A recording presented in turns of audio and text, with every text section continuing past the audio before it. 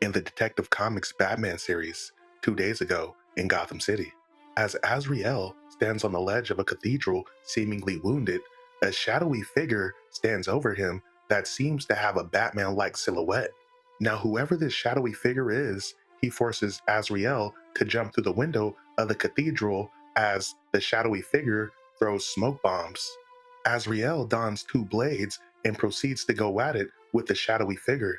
But after some back and forth, the Batman imposter gets the upper hand and electrocutes Azrael. Now, before this shadowy figure can kill Azrael, he gets a message on comms that Batman is closing in. By the time Batman arrives, the place is in ruin and he has Alfred run a full thermal trace on the entire building. Batman notices something in the distance, so he tosses a batarang and he hits what appears to be a drone. But as Batman finds Azrael, he would ask him who did this, but Azrael tells him that he did it. But elsewhere in Gotham City, as Kate Kane, aka Batwoman, swings through the sky, she's having a conversation with her father, Colonel Jacob Kane, who wants her to give up this whole Batwoman shtick. But as Batwoman is doing her thing, unbeknownst to her, she's being watched by one of the same drones that was watching Batman earlier. As Kate goes inside her house, she detects the presence of an intruder, so she immediately goes on the attack. But to her surprise, it's Batman, and he's not looking to fight, as he brought her a present in the form of a little drone he wants her to take a look at. As Batman talks to Kate, he shares information about Azrael, who was beaten within inches of his life at St. Michael's Cathedral 2 nights ago. Batman explains that Azrael believed he was being hunted as he talks about some great conspiracy that loomed over Gotham. Batman explains that these drones have been spying on all the vigilantes, but these drones are just one part of a huge complex network of drones throughout the city.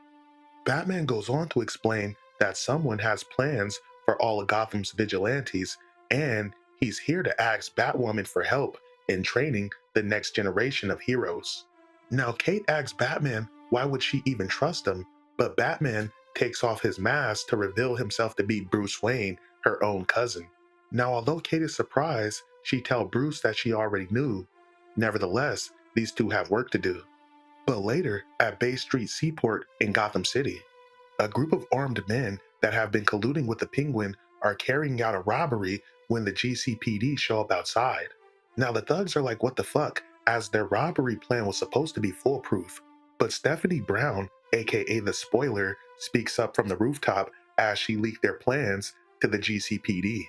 As the men are attempting to fire at Stephanie, Red Robin, aka Tim Drake, comes out of nowhere and takes a polearm to one of the thugs' face. Robin and the Spoiler then proceed to team up and beat the shit out of the last of the criminals in the warehouse.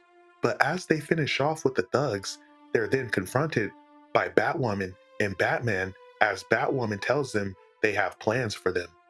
Sometime later, in the cauldron, a group of armed men surround some scared children as the children are set to be shipped out. But the armed men would never get to lay a finger on the children as they're confronted by Cassandra Cain, aka the Orphan. Engineered by her father in order to be a weapon, her first language is violence as she tosses one of the armed men into the wall. She then proceeds to make short work of the rest of the gangsters as they all beg for their lives. But before she could finish them off, she's confronted by Batman, who tells her enough as they have work to do. Elsewhere in Midtown at the theater district, several civilians run out of the theater as Clayface has scared everybody off. But as Clayface is confronted by Batman, he explains that they wouldn't shut the hell up and he simply wanted to watch the movie. Batwoman wonders why Clayface would break out of jail for this, but Clayface explains that the man on screen, Basil Carlo, is him, or at least who he used to be. He explains that there was talk of him getting into the Oscar race, but then the accident happened and everything changed. Batman tells Clayface he could give him his life back, but as Clayface asks what's the catch, Batwoman explains that he simply has to do everything they say.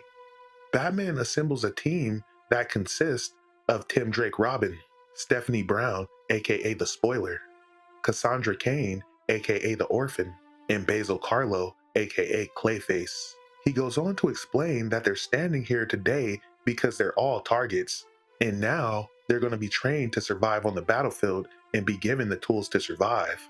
Batwoman welcomes the group to boot camp if they can keep up.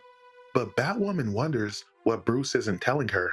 She theorizes that Bruce must be afraid to make a move like this. She agrees to play the game for now, but she tells Batman that she's his partner, not his subordinate, and if there's something she needs to know, she better know it. But as the group disappear into the night, they're being watched by one of the drones. But elsewhere, at a location unknown, we see several armed men that will later become known as the Colony, as a shadowy figure stands over them, wondering how they'll stand up to his army. To be continued.